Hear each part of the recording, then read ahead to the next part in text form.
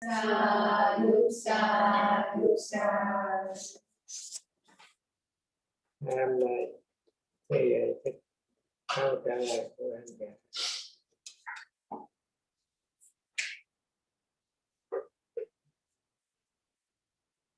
Dạ. Xin kính chào Ngài và Thượng Thiện Sư.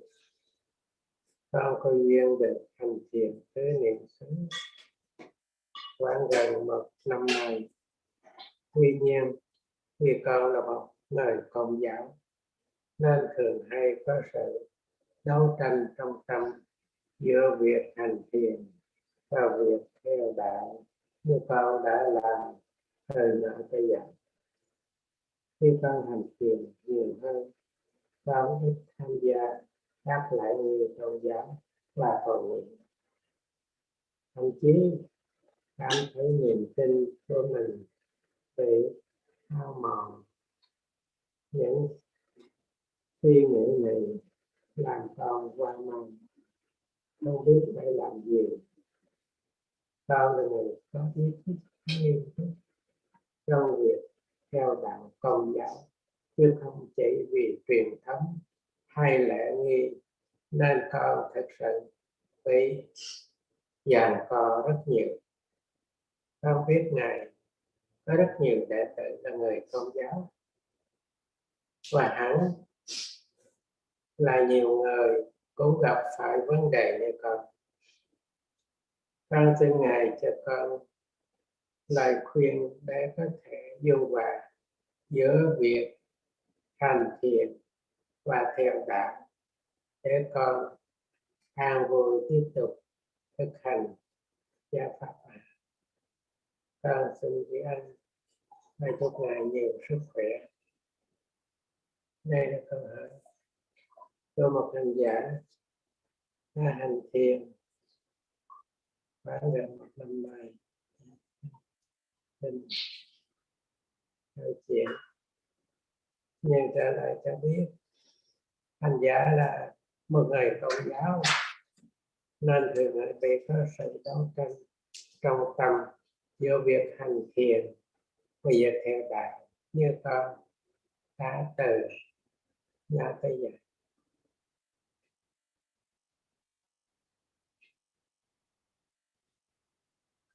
Cái sự đấu tranh trong tâm giữa hành thiền và việc theo đạo như con đã làm từ nhỏ tới giờ. Cái việc từ làm từ nhỏ tới giờ không có interfere, không có liên quan gì tới việc hành thiền này,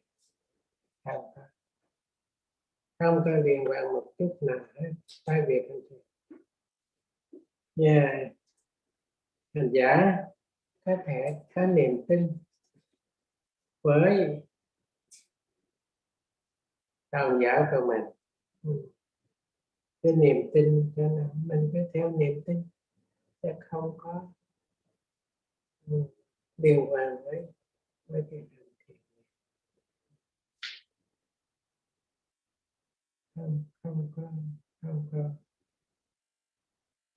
Không ảnh hưởng.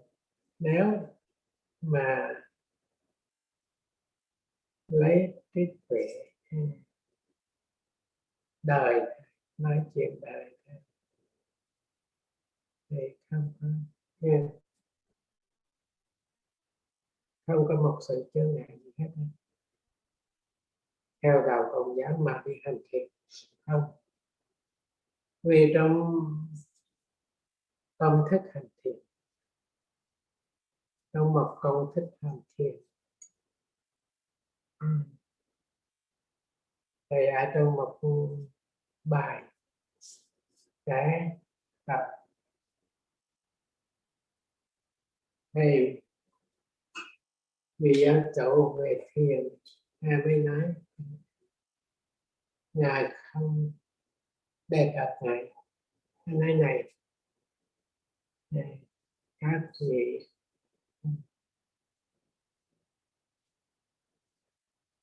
nếu mà muốn có sức khỏe về tâm linh, về tâm này không phải ai muốn tập thành tập Ngài không đạt được.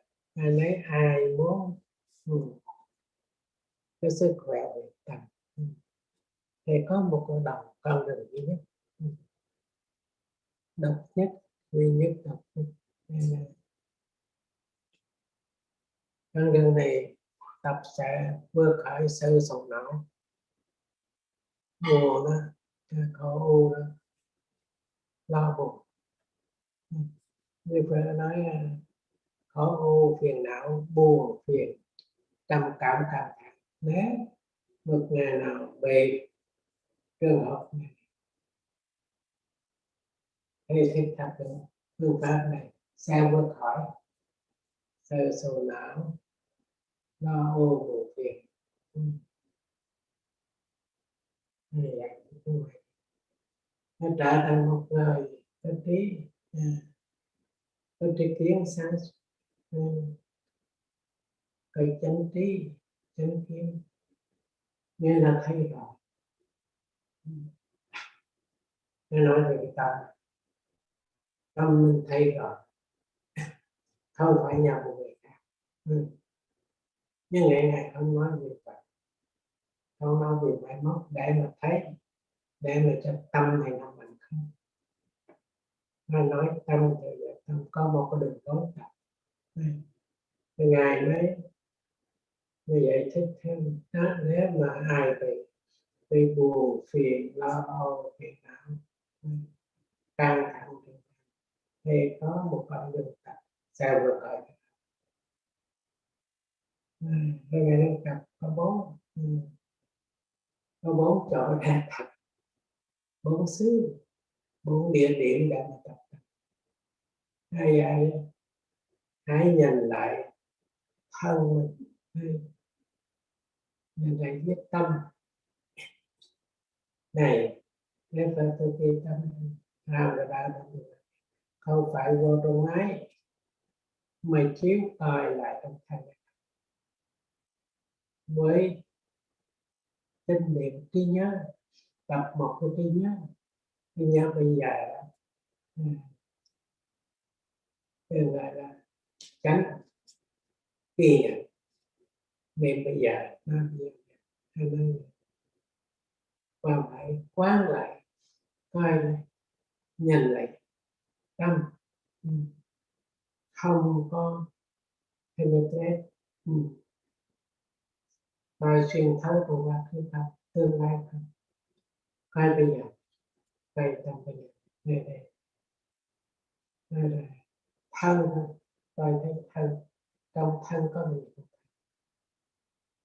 Rồi khi nói về thân này, thấy chưa? Theo dõi hơi thở, Ngài đó không phải theo dõi Ngài, theo dõi hơi thở thôi. Như vậy nếu mà hơi thở như Ngài kêu universal, khi nhiều bất tế, ai cũng sống với hơi thở, không có hay bà không thấy, nó theo dõi hơi thở. Nói chị, Ngài đâu được phải theo ta, lời dạy ta ai theo không theo ta không, Ngài không nói ta thương ta không. Ngài kể cách mà mình tập tâm hạnh, cũng như một người muốn khỏe mạnh thân, vô trong thấy thực không khỏi tôn giáo ấy, giá tay lên để tay xuống cô tay, người tập thân không mà nói chuyện hết. Cho đến là kêu trồng chuối, mình đi thì chân xuống dưới, bây giờ chân đầu xuống dưới, chân lên lên trên, hai tay đi đấy, tập như vậy cũng uống mình uống tay thân hoàn toàn thân của mình điều kiện. Hãy chị cái này chị tự do trong mình thôi, theo dõi hơi thở của mình thôi. Như vậy không ảnh hưởng đến tôn giáo, không ở một tôn giáo nào hết, hay vị nào cũng phải thở hết thôi. Như vậy có phải nói về khoa học, đại trị bình thản là này, này nó làm được thuốc, và bây giờ người ta đang chết trên Covid-19 đã không được.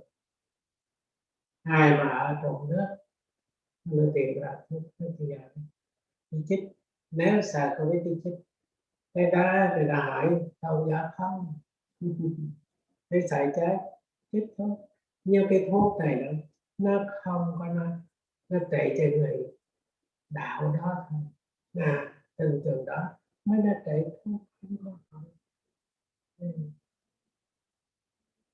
Màu da nào còn được, tôn giáo nào còn được. Nếu mà tập thân mạnh ít hoạt máy đủ hết, để tập thân thì tâm một vị chuyên môn đương y về tập tâm ngay chế vị. Như vậy không cần những gì cái vấn đề một tình một tình thật, bổn niệm xứ không đề cập, nói rõ vấn đề sống bây giờ, sống như hơi thở. Nếu kéo dài tập bây giờ cái này không có 3 phút để chết, và bỏ hơi thở sẽ buồn, bỏ hơi thở sẽ lo. Đây rồi giải thích cả hơi thở tên thôi, tục tế gió thôi. Bỏ gió là chết, gió là tục đề nữa, hơi thở gió rồi mới đó đặt tánh của gió, tăng cái độc luôn.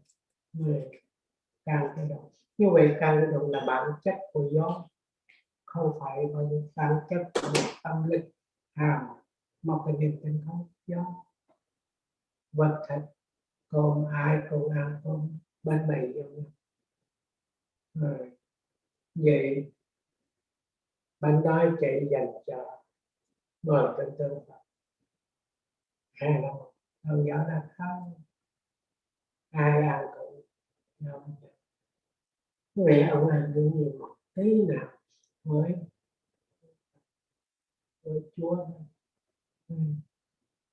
Rồi sau khi tập ngồi tên Chúa, Đức Phật này đâu có cấm phải tình ta không, không cứng như vậy hả? Đáp rồi anh ngồi cho này tình ta không. Ngài từng 45 Ngài từng nghiệp và hành động của mình, và kết quả theo hành động của mình theo 45 năm. 45 năm ai làm việc, người đó có thân tâm làm việc đó, kinh nghiệm cho mình, người đó đi cái bóng là theo người đó ngồi bóng là ngồi. Thì 45 năm nói về động đưa thì nóng, động đất hay là tính, là một vị lương y khoa học của khoa học ngày hôm nay. Thầy sẽ khuyên nếu có gì tin giới tôn giáo hoàn toàn tin không có gì hết, nhưng nếu có gì muốn tập cho tâm bớt buồn, tập một là tập hơi thở, tập đi tập đứng, tập ngồi tập nằm, thân không giống như tập thành này. Nhưng cái tập này không một ý nghĩa này là cho thân này mình phá cải, nó đây tập để hướng việc tâm cho mình vì nói mà nếu tâm buồn tâm lo tâm bệnh không có buồn là tập buồn tỉnh thức nhớ bây giờ đến đổi Ngài đã không nhớ Ngày, nhớ bây giờ, nhớ cái thân, nhớ cái tâm của mình. Nó kỹ phương pháp dùng cái nhớ là chánh niệm đó. Cái nhớ bây giờ, biết bây giờ, không nhớ trường vật, ai cũng có hết. Nhớ trường vật, nhớ tiền là ai cũng biết, nhưng mình nhớ bây giờ người ta khuyết điểm cho nó rất là lớn,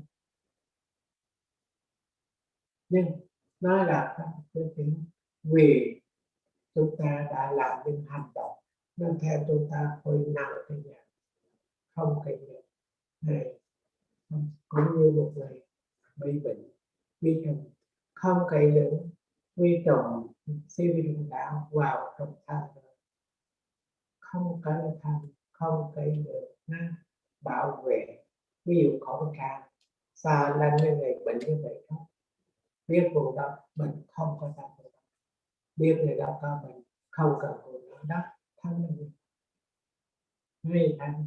Còn nếu tâm thấy cúng như vậy, Ngài nói hoàn toàn vấn đề tập physical exercise, mental exercise. Ai tập thân mình, ai tập tâm mình. Vấn đề nghiệm của mình đừng không đó là Ngài còn khuyến khích thêm phải biết ơn cha, biết ơn mẹ, cái đó một thiền. Giết người nào đó là nói luật nhân viên thôi, giết người nào tội nhất mà giết cha giết mẹ mình nó tội rất là nặng. Ngài nói luật thiên nhiên thôi, nói luật thiên nhiên.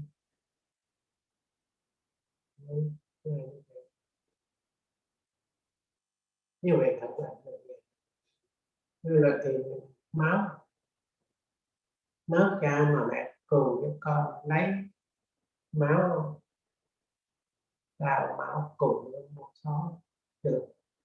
Khi máu mình máu này máu khác thì mình nói cho máu của má là chết thôi. Cái tâm của mình trước Phật, Ngài không biết hãy nhớ Ngài nói cha mẹ đó. Rồi bây giờ mình tưởng là thầy, có một đặc biệt thầy dạy chạy, nếu mình bất hiếu với thầy đó, thì tội nó cũng giống bất hiếu với cha mẹ. Một người dạy mình cho biết sống trên gian này, thầy lớp 1, lớp 2 lớp 3 giống nhau, không phải là lớp cao đó này là lớp cho cái tội khó người đấy giết người khác. Đức Phật thực hiện một cái khoa học của trước khoa học này về tâm linh này, như vậy không ảnh hưởng một tí nào với tội giáo của mình này. Tại sao khi nó ngồi nhớ chú Đức Phật không có thấy Ngài nói thầy sẽ nhớ thân của mình, cái đó đối tùy mình nhớ. Mình cha mẹ mình nhớ cha mẹ mình, nhớ người cha mẹ người khác làm sao nữa. Cái chuyện như vậy thấy Đức Phật là một vị nhân y, là một vị thầy thuốc của tâm linh, còn một vị thầy thuốc của xã giống như vậy thì vậy là nhớ cứ khi gì không còn thắc mắc về vấn đề rồi, cái tâm rất là này, cái chỗ đó không cần phải gì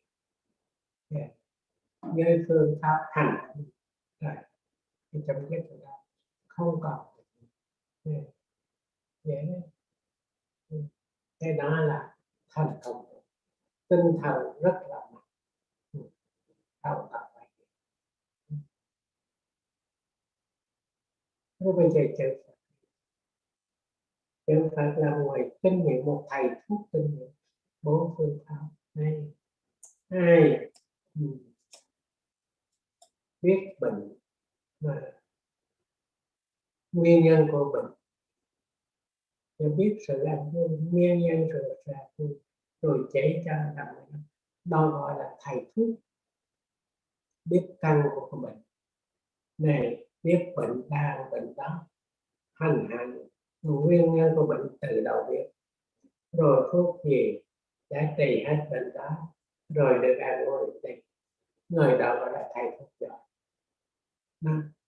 Thầy trong tiếng đó là tiếng đặc biệt, tiếng của thầy thuốc gọi là Phật y là giác, là tiếng Pali Buddha giác, tỉnh thức, một ngày tỉnh thức, không tâm mê, không quên, đạt thấy sự hoàn toàn không có tương đến gì với tôn giáo của mình. Như đó là về cái niềm tin hoàn toàn như vậy. Rồi cứ tập hơi thở này rồi theo dõi hơi thở vậy tôi thấy là bắt đầu gió tự nhiên gió ngồi mà không thân này cho nên thở vô thở ra rồi có một loại gió ở trong thân do ý của mình tâm mình muốn thay để xảy ra cái đó này thân khẩu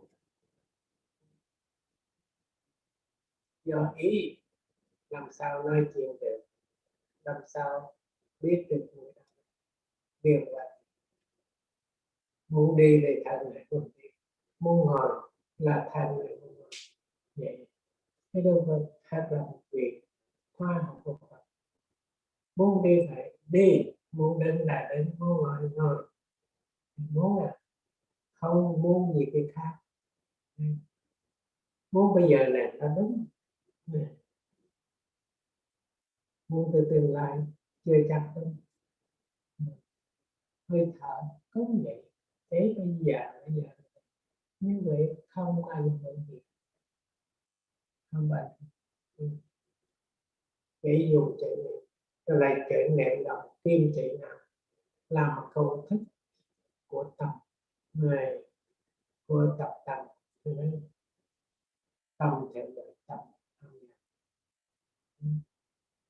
như vậy có nhiều đó có nhiều người đạo khác sư khác có người cái niềm tin phương pháp thì bây giờ người hành giả bây giờ còn nó đến đây một lần nên là con đi đó là con giáo thế đó là con giáo tôi chỉ cho cô theo dõi hơi thở không cái gì đó.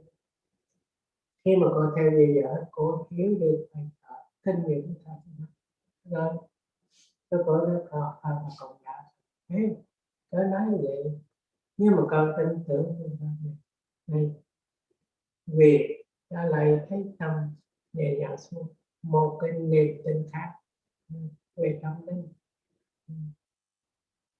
còn về cái niềm tin hồi nào bây giờ thời Đức Phật càng khuyến khích mình phải tin tưởng người anh của mình cha của mình mẹ của mình giết ai giết Ngài chỉ cho người đó bớt buồn bớt lo được nhưng mà giết cha giết mẹ Ngài không chỉ được thấy Ngài nói như vậy nếu mà giết cha giết mẹ cái phương pháp là không có phép theo dõi hơi thở không có tập được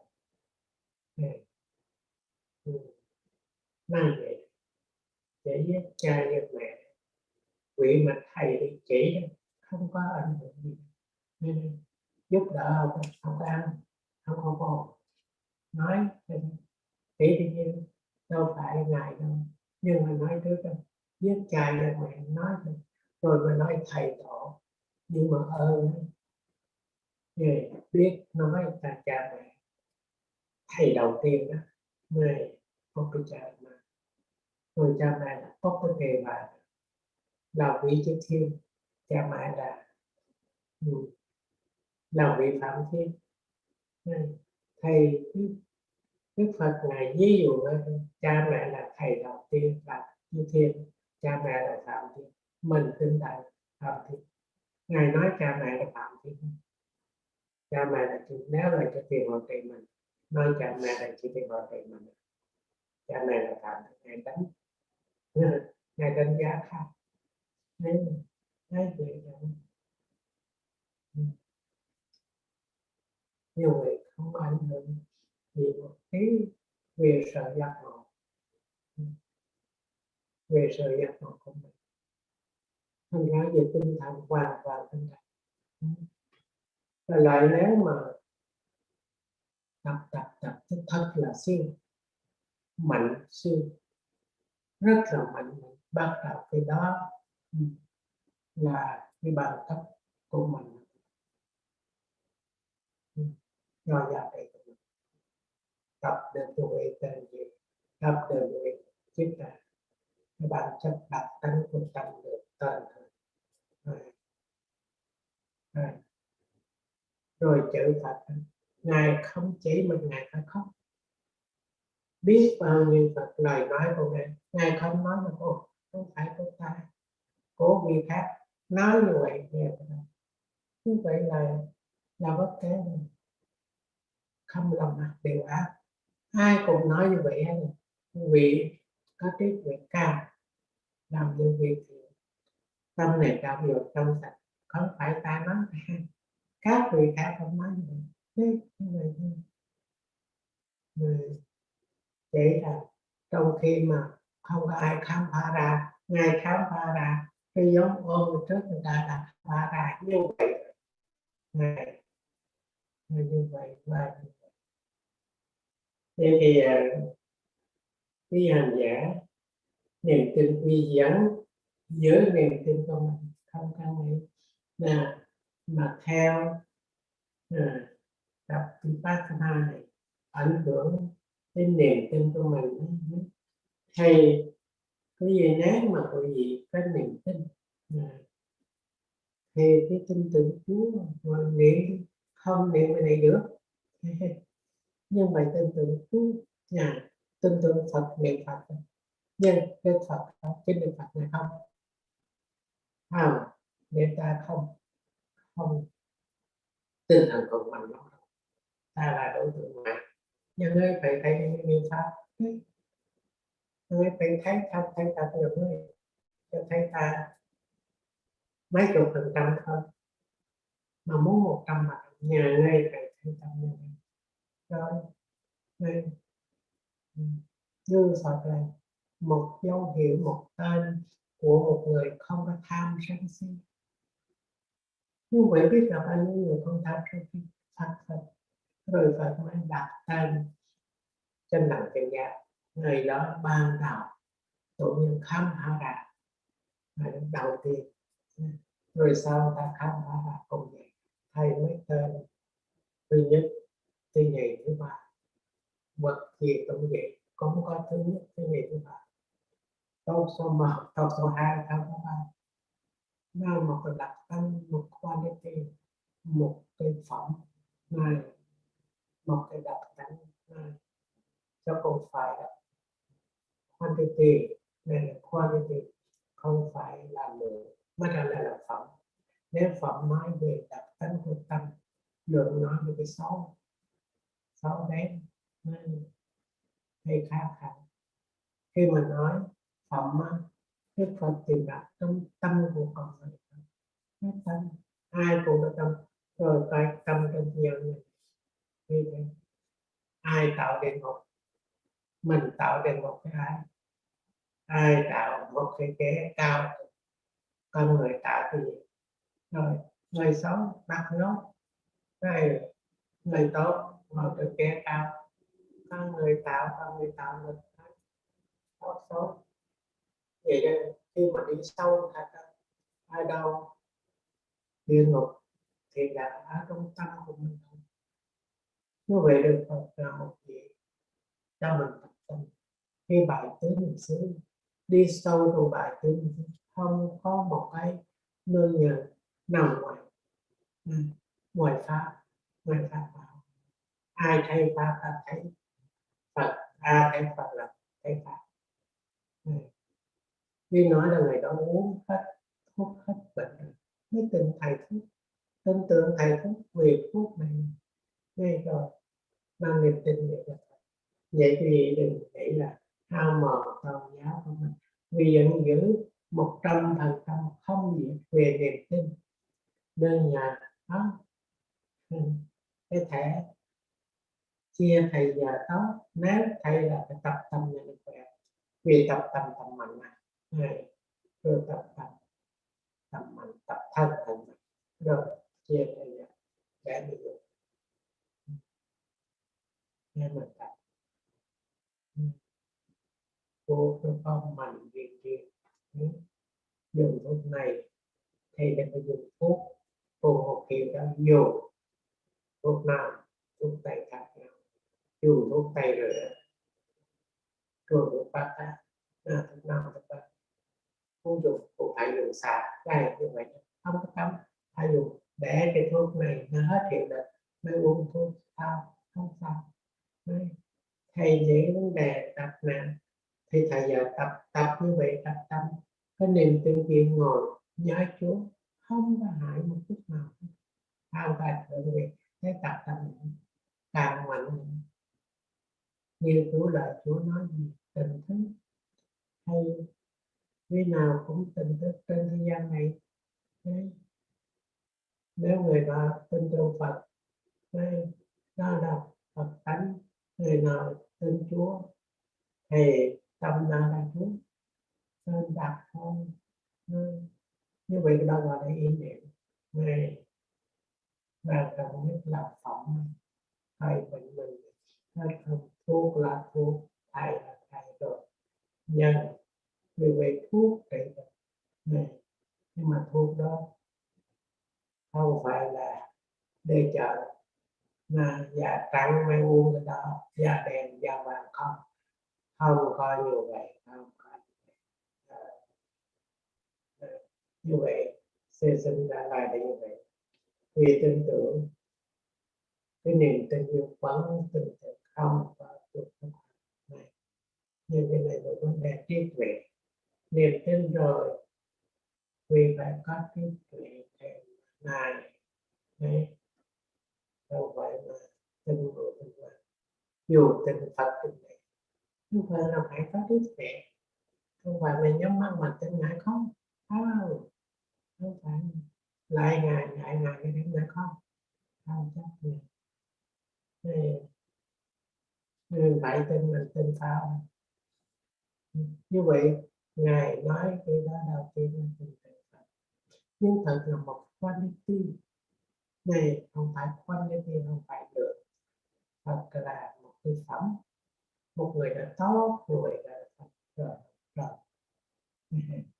tất Phật thì nhưng phải biết bao nhiêu Phật này thầy cái gì đó. Như vậy nói về khoa học, nói về tâm, nói về hành. Như vậy việc tập thân thì thành mạnh, việc tập tâm thì tâm mạnh, hơn đại niềm tin, mọi thứ dù giữ niềm tin không bao giờ như vậy. Cho nên là Đức Phật Ngài khuyên như vậy. Ngài nói đầu tiên, ai giết cha giết mẹ, thuốc đó không hiệu quả, thuốc bị độc rồi, mình sống đi đó, rồi bị độc rồi mình vô đó, nên làm sao vô trong thân của mình bị độc này. Như vậy cái điểm này sư xin nhắc về cái vì vậy giữ, còn nếu vì thấy là tập 4 cái niệm này có lợi cái nghiệp quy cái tập mà không phải một niệm này, niệm cái này đây rồi ảnh hưởng cái gì cứ niệm theo cái vận hành của thời tiết, vận hành của thiên nhiên theo đó nó được vận hành như thế nào này, rồi thay đổi trong thời gian này, rồi thay đổi ngay nói rồi thay đổi thì biết là vật thật đấy, số một thôi. Ngài không nói trời, không nói Phật, Ngài không nói vật thật là tự nhiên, đổi cái thân này rồi. Một thứ hai, thời tiết đổi cái thân thứ hai, cái rồi thứ ba nó là cái tâm của mình đối cái thân này, mình bảo vệ thân này, nhưng cái đó là làm cái thân thay đổi. Rồi thứ tư, hành động tốt xấu mà mình đã làm, cái đó nó theo dõi đổi cái thân này. Rồi Ngài còn nói Ngài ngay cái việc đó, Ngài không phải một người nào khác, đó là nói nguyên nhân mà mình vẫn bảo Ngài đó vật thật thời tiết vậy đấy, thời tiết đó. Rồi cái tâm mình sợ vậy đây thì tại sợ nó còn độ chết rồi, sợ nó vậy đấy, không bảo vệ cái tâm sợ độ chết. Tâm gì yếu tinh thần người, một vị gia tổ chỉ phương pháp như vậy nhớ điện niềm tin không tổn thương vì cái niềm tin của gì, vì cho cái cha cả mẹ, vì phải tin tưởng cha mẹ, vì thờ cha mẹ, không có ai đây như vậy đó.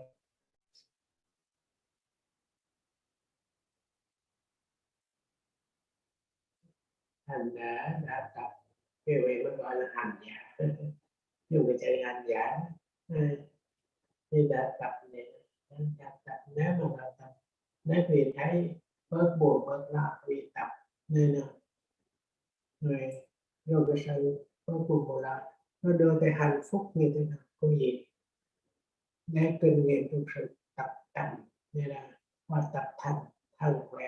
Nếu mà tập thân rồi nó bị phản ứng đau nhức như thế, tập không được, không nên tập. Còn nếu tập tâm bị phản ứng đau khổ rồi không nên tập.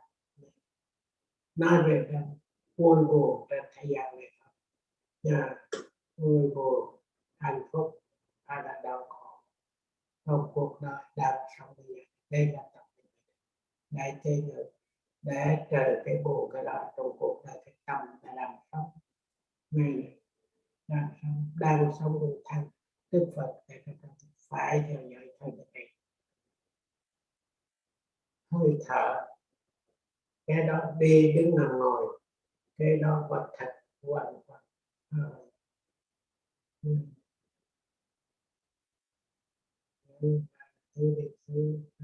Đây là xin trả lời bây giờ không tổn thương anh vì cái vấn đề niềm tin. Như vậy vì không có niềm tin hồi nào bây giờ cứ tin rồi dùng thuốc có bao nhiêu dùng thuốc. Giờ hai công ty ra là một công ty chân sinh không ra thuốc đấy, dùng thuốc rồi từ từ như vậy đấy. Rồi vậy đó là sự chỉ khuyên như vậy thôi. Con người mà tập nói về cái vấn đề tâm mình, tập thấy tâm nhẹ nhàng, thấy mất buồn mất lo, cái đó là giải thích. Ngày xưa kiểu đợi mỗi ngày không vậy thôi, không phải để có quên Phật không thì nó có quên tâm không, có quên cả không đấy, ngày thì tối câu hỏi hầu hết như vậy, thân như nào tâm là nào, đâu có nói gì quên Phật nó sớm, ngài phải nhớ Phật là thôi sớm, không có ba cuộc nhớ Phật thôi, vậy nhớ thân là tập của mình này, rồi nói cho sự nghe vấn đề thân như thế nào, tâm như nào, như vậy tập tâm mà thân mình luôn này, rồi này là xin khuyến khích hành giả tập đừng có bỏ niềm tin của mình, cứ tin này. Mà nếu muốn tập tâm cho mình là bớt buồn bớt lo thì tập để được đây vì đừng có mà chấp vì này cha không có vì vợ chồng nó không có lấy gì hết, công thức này vì mình tìm ra đã không còn nữa nè, chỉ còn công thức thôi đấy, lấy công thức ai vậy đó như vậy ai trong mình nhưng tại mình tin tưởng thêm đó, vì phải tin bác sĩ cũng như bác sĩ phải nhớ giữ telephone dùng thuốc và nó kêu bác sĩ chứ không phải kêu người khác phải ngay vậy đó. Vì niệm Chúa nè, ngay vậy có chuyện vì niềm tin rồi bây giờ xảy ra như phải niệm Chúa này, còn thân á uống thuốc bác sĩ đó có chỉ vì phải báo cáo cho bác sĩ rồi ta với chị khuyên như vậy thôi, chứ bác sĩ khác không biết ai bị đó cho thuốc đấy, vì là trách nhiệm thuốc, vì là biết cách dùng thuốc này đã để ta phải mong rằng thì tham cảm được rồi khi mà sẽ đơn giản gì có như vậy là tập thấy được tâm, thấy được tâm, cứ thấy tâm trên tâm mình phải thấy được tâm vào chỗ nào, tâm không quên, tâm không quên, tâm như vậy. Giờ cái cụ thể Khoa học và đang tìm lâu lâu lại hướng việc vào đã xa Covid rồi, giờ đang cái chất Covid 19 đang vô trong phòng rồi, cái nghĩ sao? Rồi bây giờ xài chết vì vấn đề tâm linh, nên phải bị chết, nên phải chết thấy cái chết hơn là cái Covid chưa tới thấy cái chết bây giờ. Thế nó cái chết là cái gì?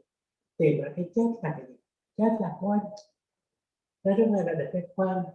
Này cái chết là thầy thấy chết là quên đó, quên. Rồi có cái mà không quên cái đó là đâu là tinh thần.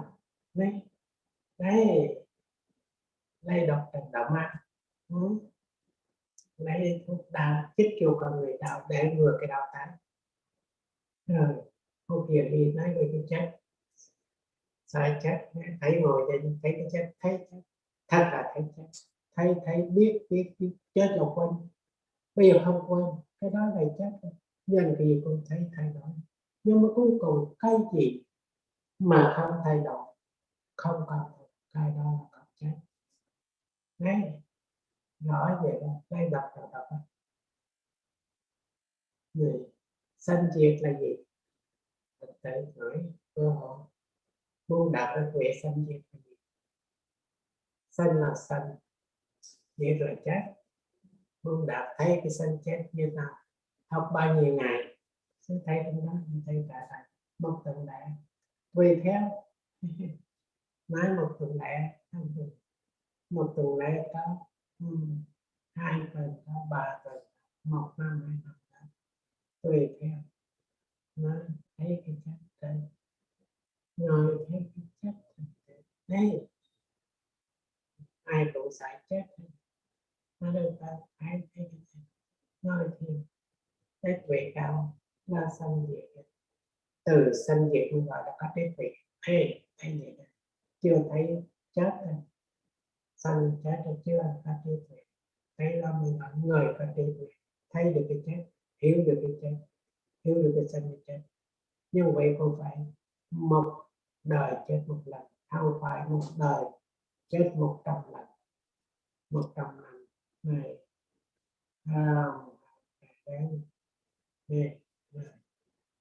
khoa học rồi đó, nó lại đến Phật năm viên Phật,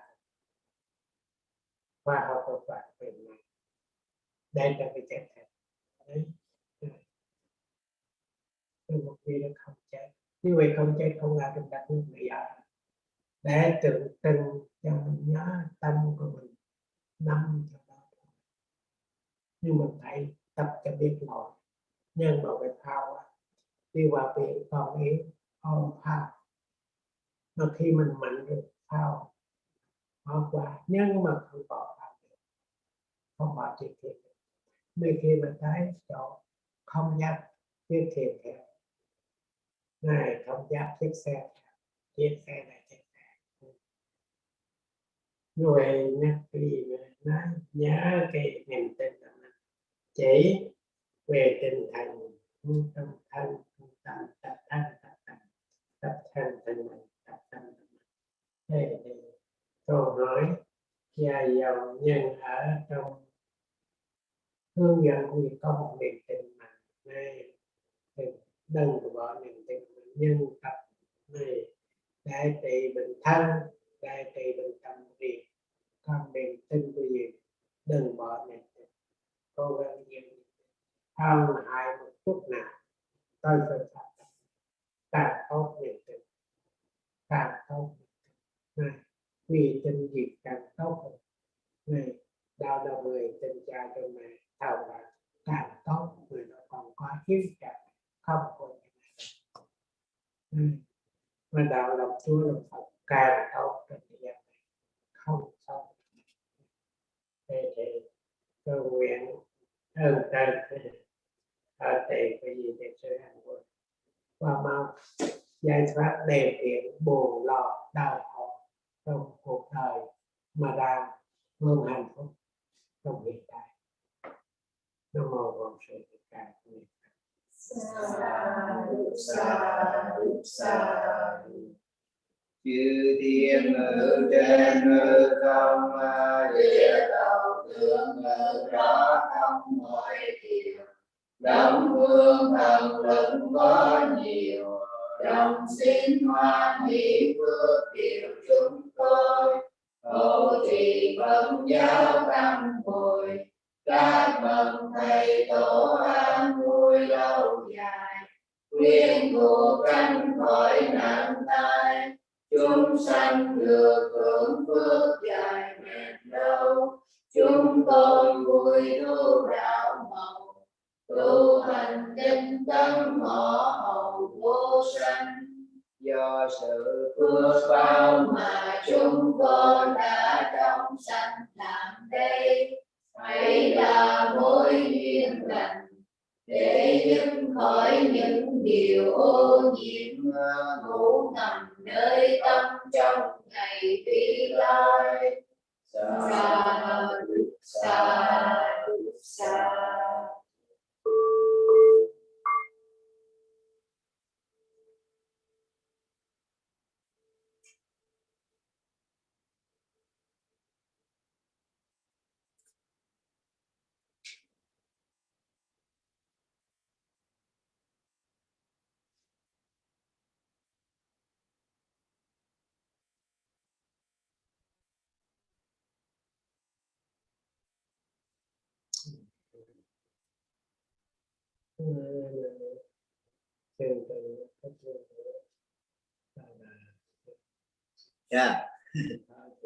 Dạ. Khoảng theo chương trình thì khoảng 10 giờ tụi con bắt đầu. Dạ, 10 giờ bắt đầu cho tới ngày mai, ngày thuyết pháp xong hết luôn làm mãn khóa thì người đâu đà được. Dạ, 10 giờ cho tới 10 ngày sau. 10 giờ phải bắt đầu. Dạ, tại vì bây giờ mình còn thông dịch xong rồi để cho tự đi kinh hành. Ngài có vài lời nhắc nhở gì cho tụi con? Trong này cái chương trình là bây giờ mình ở đây. Dạ, này chương trình, dạ, này chương trình là chương trình của Khóa Thiền. Dạ.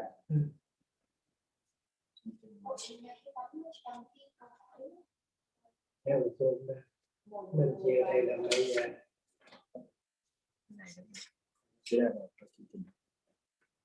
Dạ, theo như chương trình đây. Dạ, chương trình đầu đà là 10 giờ. Dạ, 10 giờ ở đây. Dạ, 10 giờ ở đây. Dạ. Dạ. Là 10 giờ. Bây giờ mình nguyện ở đây. Dạ. Dạ, nguyện cho tới khoảng 4 giờ sáng là xong cái đợt 1. Rồi tại sao đó thì tụi con có đợt 2 là để cho các vị mà ở bên Úc hay là ở những nơi xa trên thế giới á, họ bắt đầu cho tới khi mà hết cái thời thuyết pháp của Ngài luôn. Thì tối nay có sư Pháp Hảo cũng vào, dạ, tham gia. Bây giờ là số tùy theo chỗ, tùy theo chỗ. Dạ, tùy theo chỗ thì thời gian. Dạ, giờ của mình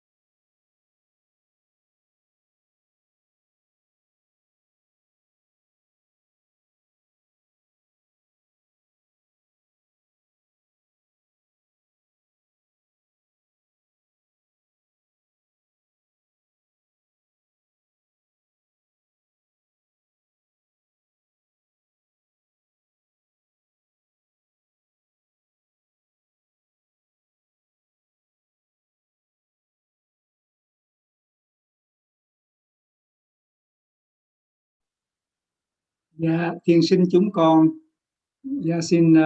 kính xin tri ân Ngài đã ban cho chúng con bài pháp thoại hôm nay ạ. Chúng con xin kính chúc Ngài luôn được sức khỏe và an vui. Chúng con xin đội ơn Ngài một lần nữa ạ. Dạ, sa thú, sa thú, sa thú.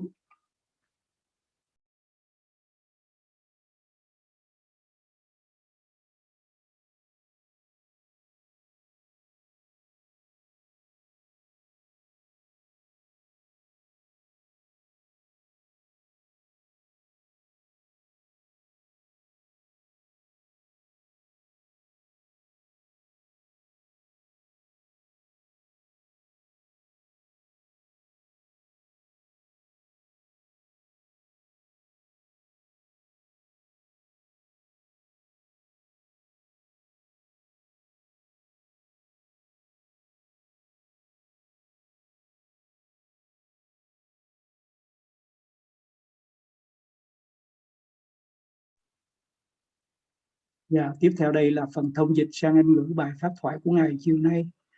Xin kính thỉnh sư cô Thiên Tuệ. Dạ, xin cảm ơn sư cô.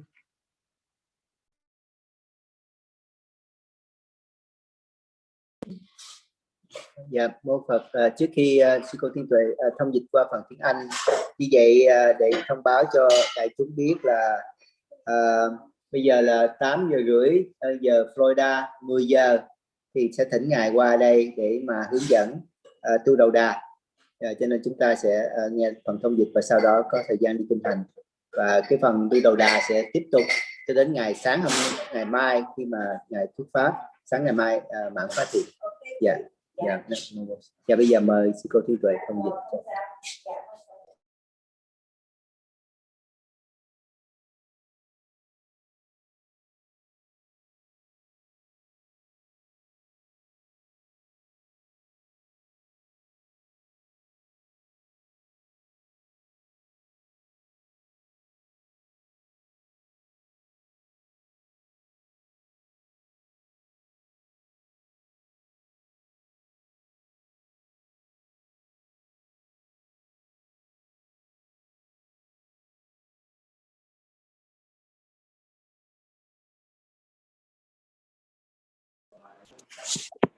Thank you, host. Today is Friday, February 26, 2021. The Dharma talk at 7:30 p.m. Let's start by reciting Namo Tassa 3 times. Namo Tassa Bhagavato Arahato Samma Sambuddhassa. Namo Tassa Bhagavato Arahato Samma Sambuddhassa. Namo Tassa Bhagavato Arahato Samma Sambuddhassa. Buddhang Saranang Gacchami, Dhammang Saranang Gacchami, Sanghang Saranang Gacchami. Dutiyampi Buddhang Saranang Gacchami, Dutiyampi Dhammang Saranang Gacchami, Dutiyampi Sanghang Saranang Gacchami, Tatiyampi Buddhang Saranang Gacchami, Tatiyampi Dhammang Saranang Gacchami, Tatiyampi Sanghang Saranang Gacchami. I take refuge in the Buddha, I take refuge in the Dhamma, I take refuge in the Sangha. The first time, the second time, and the third time. Now we will move on to taking the precept.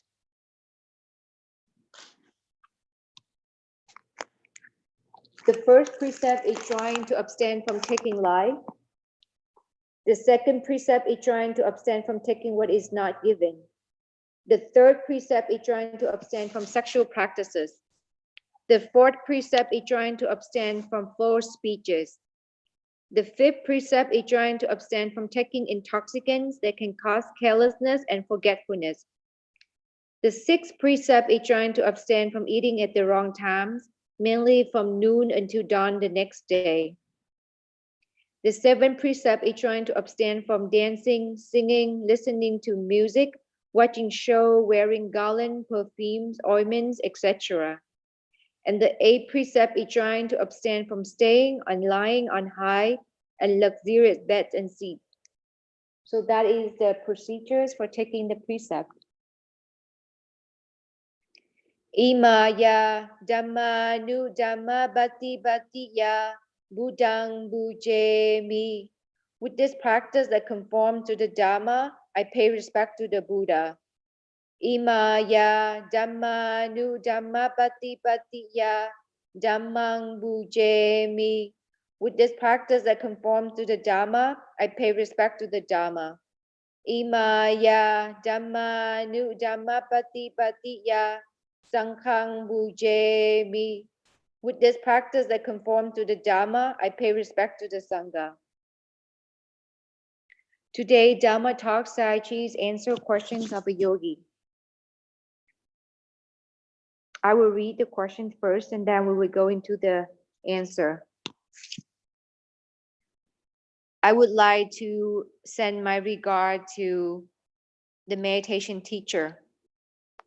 I have a chance to practice Vipassana meditations about 1 year back. However, I am a Catholic person. So therefore, when practicing Vipassana meditations, there's often this fight and conflictions between the practice and my faith in the, or my religions in my religion, because I have been a faithful Catholic since little or since young.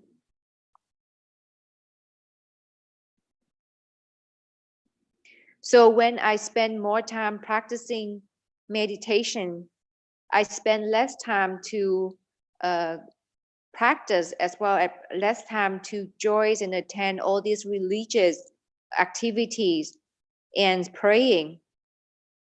And sometimes I even feel like my faith in Catholicism becomes become less and less and reducing. And due to these kind of thoughts, I become very confused and flustered, and I do not know what to do.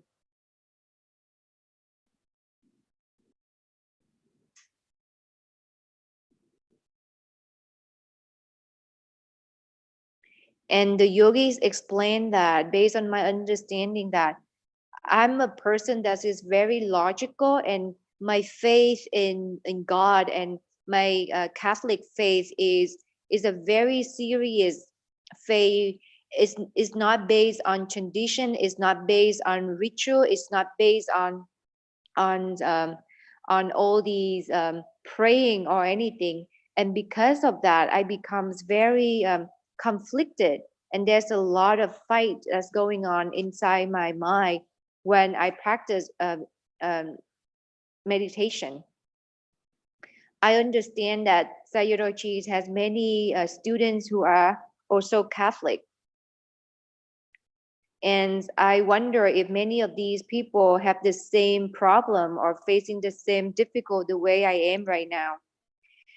Could you please give me some advice so that I could harmonize, or I could tolerate, or I could have this practice harmonize between my practice of meditations as well as my faith in Catholicism, so that I can become happy and I would be able to continue my meditation practice in the Dharma.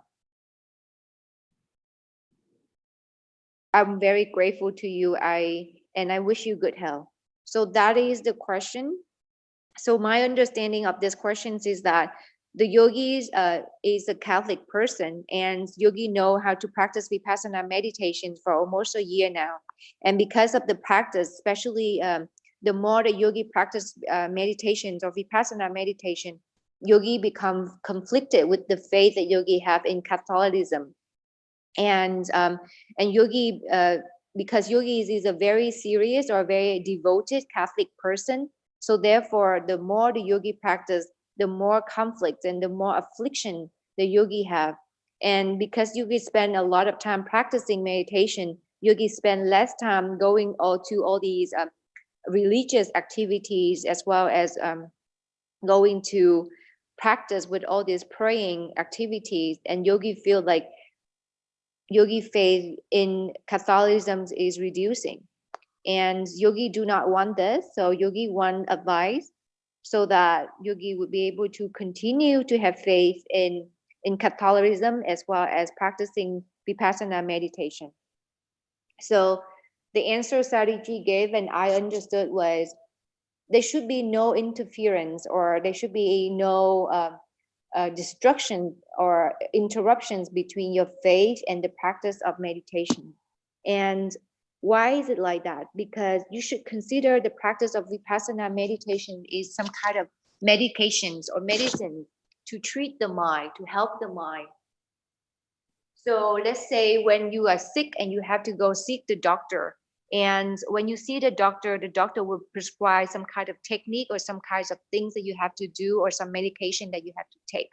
And when you take that medication so that you can get better, and when you take a look at that way, this medications or this technique when the doctor prescribed to you, this is universal and this is unbiased. It is not like for this kind of person or that kind of person.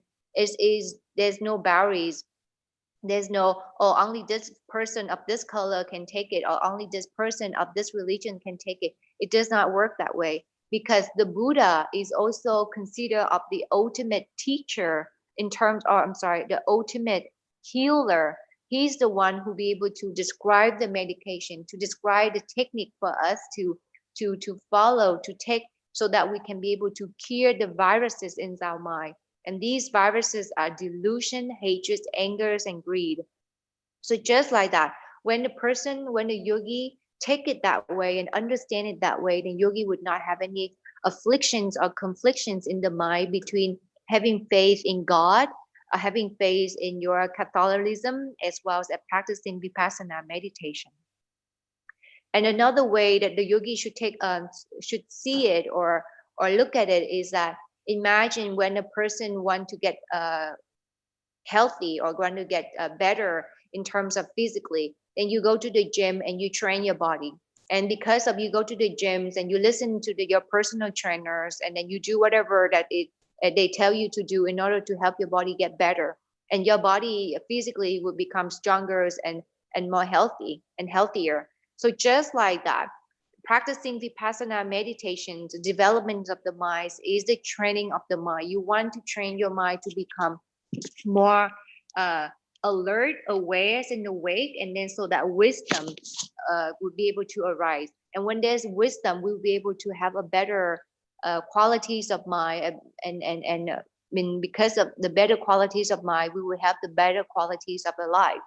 So if you take a look at that way, you go to the gym, you train your body physically, and now you practice vipassana meditation. It's just like you go to the gym for the mind, and then you practice the mind to train the mind become stronger and better, healthier. So it's less diluted. So therefore, the mind would be more tranquil, more calm, and would have more peace in your mind. So, and when you see it that way, there would be no conflicts between your faith and the practice. Whatever that you have faith in your God, your Catholicism, just keep that, because you've been practicing that faith. You've been having that faith ever since when you was little, when you were young. So whatever that you have faith, just keep having faith. The Buddha never asked you to renounce or to turn away from your faith. He's only show you the way for you to train the mind, so that you will have a better understanding of your mind, and have a better understandings of your body. And when you practice any kind of practice, or I mean this meditation practice, when you practice and you see that the mind will become more tranquil, become more joyful, the mind is more pleasant, more clear, and you have more sati, mindfulness, and awareness in your daily activity. And when you practice like that, if you see that all this lamentation, sorrows, and worries reduce in your mind, and then you will see that this is the right things to do. It's just like when you go see the doctor and the doctor prescribes something, and when you follow that prescription, when you follow that guidance or advice of the doctor, and you become healthier and you become better, then you will believe that this is the right medication, or this is suitable for me to follow. Just like that, keep your faith, but then continue to practice meditation. And when you see that, oh, okay, faith is one thing, meditation is just something that I do to make my mind become happier, better, and more alert and aware in my daily activity. And when you do that and you see the results of it, it is actually give you that kind of result, then you believe that this is the right things to do. This is the good things for me to do, and you should continue to do that. And remember, when we talked about this practice, we talked about the 4 foundations of contemplations or 4 foundations of mindfulness. What are the 4 foundations? Foundations of mindfulness is mean the places where you direct your mind, the places where you want to contemplate, the places that you want to be mindful. And that is the body, the feeling, the mind, as well as the dharmas. So when the yogi practice, yogi should not constrain or tie yourself in any one of these 4 foundations. You should use one as your primary object, and then that's when from one you will see others, and then when you see other, you would understand that this body, when we be mindful, these are only the 4 foundations, or these are only the 4 places that a person would be mindful about. And this has nothing to do with faith or religions or God or the creator. And when we talk about these 4 foundations of mindfulness, that is the detailed category. But then when we talk about in general, the objects of meditations or vipassana meditation would be bodies and mind. So the Buddha, when the Bodhisattva became the Buddha, first of all, Sayagyi gave a little bit explanations about the word Buddha. The word Buddha from the root Bud, and Bud in Pali mean awaken or enlighten. So the Buddha is the one who's enlightened, the one he's awakened, the one is not confused, he's not deluded, he's completely awakened, aware. So therefore, he's called Buddha. And when the Buddha started his teaching, he did not ask his followers, he did not ask his students to follow him blindly. He did not ask them to worship him. He did not ask them to have faith in him blindly. He always say that this is what I have to say. This is the path. This is the ways that I have practiced and I have experienced such and such. And this is what I'm sharing with you so that you can try for yourself. So what is that yogi should try for yogi. And when he for all 45 years of teaching, the Buddha only talks about one thing. He talks about cause and effect.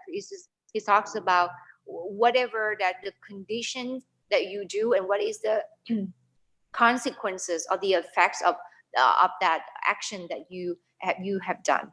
And with that, it's actually universal. It's actually the law of nature. There's nothing that touching the base where it's only for Buddhist people. No, it does not work that way. Whether you are Buddhist or not, things will work that way. This is the law of nature. The Buddha is only the person who shared the message. He's like a messenger. He shared this message to you because he has practiced, he experienced that himself, and then he shared that to you so that you would be able to know it, so that you would not make the mistakes. And because these mistakes, when you make, it's going to bring out suffering to you. And when the Buddha taught his teachings, first of all, he only talks about the laws of nature, cause and effect. And this is regardless of religion, regardless of race, regardless of color. And second, when he shares his teaching, the ultimate or the essence as well of the Buddha has always taught is that first is avoid doing any evil. Second is doing all the good. And thirdly is purify your mind. And he did not say, oh, I am the person who's saying this. He said that this is the teachings of all Buddhas. The Buddhas before him, the Buddha after him, all these Buddha can consider all these awakened ones, all these wise sages would share the same thing I do. So I do not just, oh, this is I invented, this is I created, and this is only from my point of view. No, the Buddha did not share it that way. He shared that avoiding all evil, cultivate all good, and purify your mind. This is the teachings of all the wise sages or all the Buddha from all the time, past, present, and future. So this way, again, avoiding all evil. This is the law of nature. No one wants to do evil. No one, regardless of religion, regardless of race or color, no one should do any evil. Doing good deeds, all kinds of person, all kind of beings should cultivate good, because this is, again, laws of nature. When you do good, good things will follow. And then cultivate your mind. The mind is very important. And then this body, when we talked about this body, we talked about bodies and mind. And a person without race, without religion, can attest that when your mind is happy, when your mind is light, when your mind is tranquil, the quality of your body, as well as the quality of your health, as well as the quality of your life, is also increased. So therefore, all the teachings that the Buddha taught is universal, and it's not just conspired or limited in just Buddhism, but it is for anybody can apply it. Just like he say that everybody need food. This is the facts. All sentient beings need food, and this is the teachings that he got. The first thing is that we need food to survive. And just like that, his teaching, he only talks about the laws of nature. He only talks about universal thing. Whether or not he's the one who brought it out, is still there. It's just the Buddha, it was the one who taught us that way. He was the messenger to bring all these messages to us, all this wisdom and knowledge to us, so that we be able to understand, and we be able to avoid, and we know what to do to cultivate. And thirdly, when we talked about the teachings of the Buddha, we talked about, and the Buddha always say the Dharma, everything is Dharmas. And when we person specifically talking about practicing meditations or Vipassana meditation, we talked about Dharmas in Namas and Rupa. Namas is the mind, and Rupas is material qualities. Again, this is not just for Buddhist person. This is not just for any kinds of religions. This is for the universal. Everybody's have bodies and mind. That's just the fact. And when we contemplate and when we see that, we have to understand the Dharma. So the Buddha did not ask people to, understand me or follow me or worship me. The Buddha say that understand your own body, understand your own mind, knowing your body, knowing your mind, seeing and experience all the changing phenomenon that consists or made of these bodies and mind that made out you. So basically, even when a person pay worship to him or take refuge in him, this is only the external objects. The Buddha is only the external object. What is important is that you have to understand, you have to pay attention, and you have to take refuge in your own bodies and mind. And Zaichi say that sometimes when he asked the people, do you remember to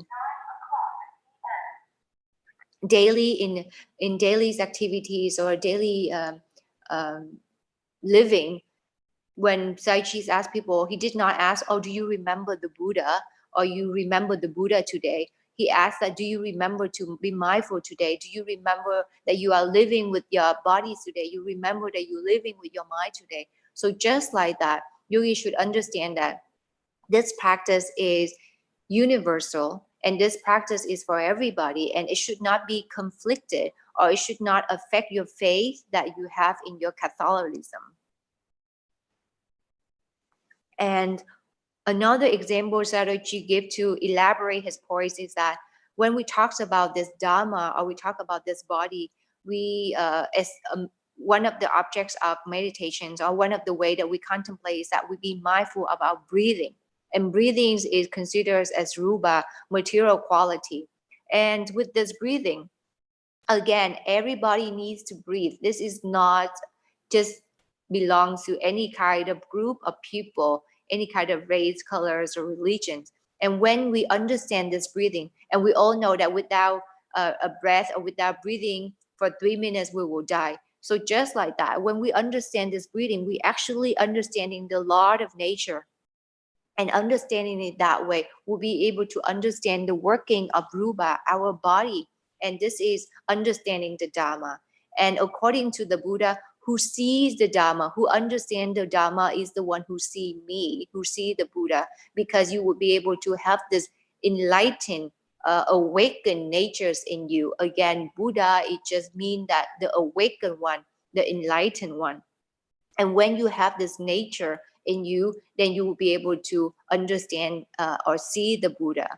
And when we talk about the practice of vipassana meditation, we do not want to pay attention to concept or panyati, names or labels, so on and so forth. Whatever object that we want to contemplate or we be mindful of, we want to be able to understand the intrinsic nature, to understand the characteristic, the nature phenomenon of that object. And with this nature, is this the quality of the material quality or the qualities of the mind or the natures of the mind. And again, this is the core nature of things. So therefore, it does not have to be, oh, this is just for Buddhist people or this is only for Catholic people.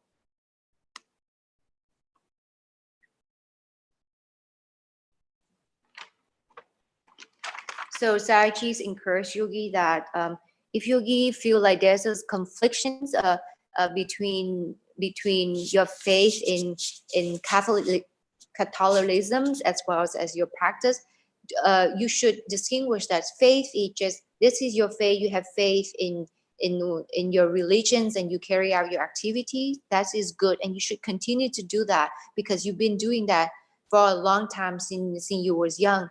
Now with the practice, consider it's just is going to the gym for your mind, training your mind. And then when you feel like this practice bring happiness, this practice bring peace in your mind, then you should continue to practice. And whether or not you have, you shouldn't compare it between the Buddhas or your faith, because the Buddha, just consider him as a doctor, as a healer. He would just only give you a method, a technique, a medication for you to take so that you will be able to get rid of all these viruses in the mind. And another example Sayagyi gave was, just like now, because of the COVID-19 pandemic is going on, there's vaccine for people to fight against the virus. And for this vaccine, the doctors have been working for many months and finally come out the vaccine. And for this vaccine, it is distributed to anybody, regardless of race, of religions, of color. Anybody want to get better, anyone want to prevent themselves to getting sick by COVID-19, then they go to get the vaccine. Just like that, the teachings of the Buddha or practicing vipassana meditation is just like a vaccine or a cure. So if you want to treat all these viruses of delusions, hatred, and greed that's in your mind, then you practice that. You take this medication, and if you want to prevent from all these unwholesome deeds or all these evil that might occur by your bodily action or verbal action, then you also practice. It's just like preventing. Why is it like that? Because everything have to start with the mind. Everything start with the cetana, with the intention. For you to do good or for you to do bad, is all start with the intentions of wanting to do so. So if there's a good intentions of doing good, good action will follow. And if there's a ill intentions, then and the bad intentions of doing bad, then of course you will commit unwholesome deed. So it's very important that we train the mind so that we will be able to get rid of all these viruses or all these defilements in our mind. And imagine that the practice of Buddhism or practicing vipassana, the ultimate goal is to cultivate wisdom. Wisdom is beneficial for anyone's, regardless again of of race, of colors, or religion. And remember, faith is one thing and wisdom is another thing. It's okay to have faith. It's okay to have faith in your God. It's okay to follow your faith. But at the same time, it's also okay to develop your mind, to cultivate wisdom so that you have a better or a good life quality.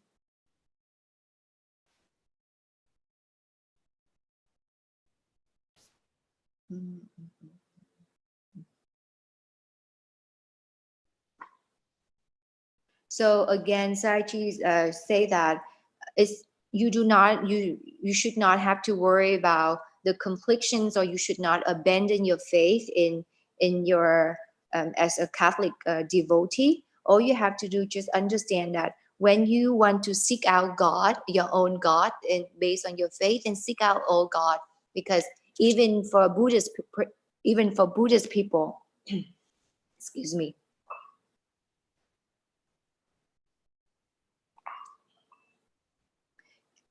even even for Buddhist devotees, when something happens, of course they will seek refuge in the Buddha. But then seeking refuge in the Buddha, according to the Buddha himself, he does not encourage it so much as in seeking refuge in your own inner self, as in the Dharma.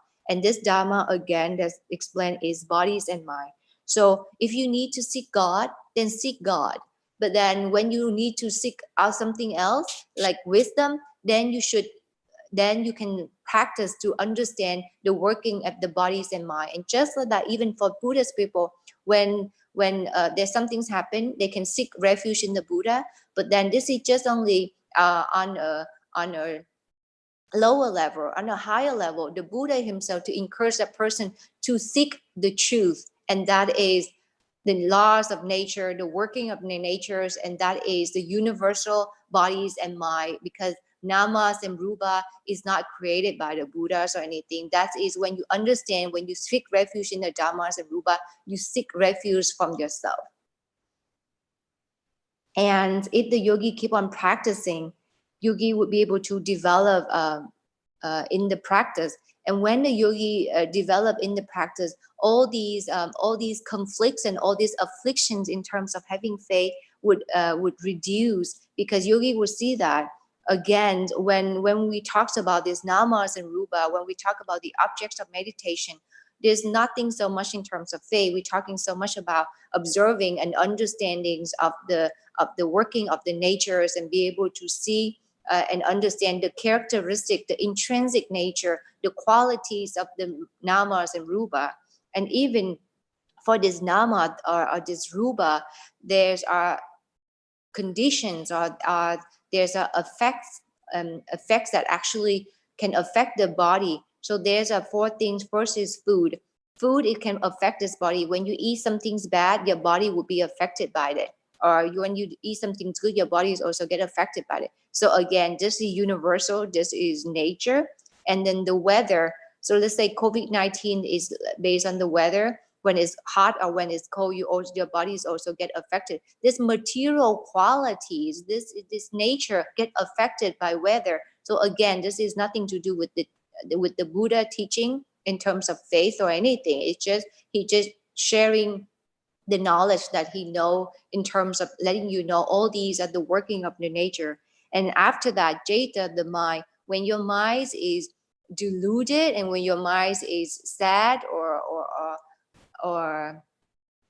full of negative emotion, your body is also feel bad about it. And when your mind is light and happy, your body is also feel good. So this is again another condition that affects this qualities, material quality that we call this made of this body. And lastly is the action. When you do good actions, then you feel good, and then your bodies also get good, be healthy and happy. And when you do bad action, there's the consequences that affect your bodies and mind, your states of being, and of course is affecting these qualities of namas and rupa. So all the things that the Buddha taught, he only talks about the law of nature. He only talks about the working of the natural phenomenon based on its cause and effect, based on these conditions. And when we practice that way, when we see it that way, then we will be able to understand, and that we would have no confliction between the practice as well as our faith in Catholicism or any faith in any other religion, because it doesn't related to this religious belief. This is just talking about how to cultivate wisdom, how to train your mind so that you would have a better qualities of mind. And Sayachis encouraged yogi to keep on practicing. And then when the practice progress, then yogi would be able to develop some inside knowledge or inside wisdom from the practice. And when you develop that way, your mind will have a better understandings, and then hopefully all these conflictions, all this inner fight that you have between your practice of meditations as well as your religious faith would go away, and then you will be able to feel at ease and continue to have faith as well as continue to practice. So that's all I have for today's summary of the translation. Thank you so much for listening. Sadhu, sadhu, sadhu. I wish everybody a wonderful Dutanga night. So tonight we're going to practice Dutanga as a Mahasatipatthana Meditation Center as well as on Zoom. So I will see you then. Thank you so much for listening. Bye bye. Dạ, xin cảm ơn sư cô Thiện Tuệ rất nhiều đã giúp thông dịch bài pháp thoại của Ngài chiều nay ạ. Và xin kính chúc sư cô luôn được sức khỏe và an vui. Sa thú, sa thú, sa thú. Thank you, Ho. Same to you. Take care. Bye bye.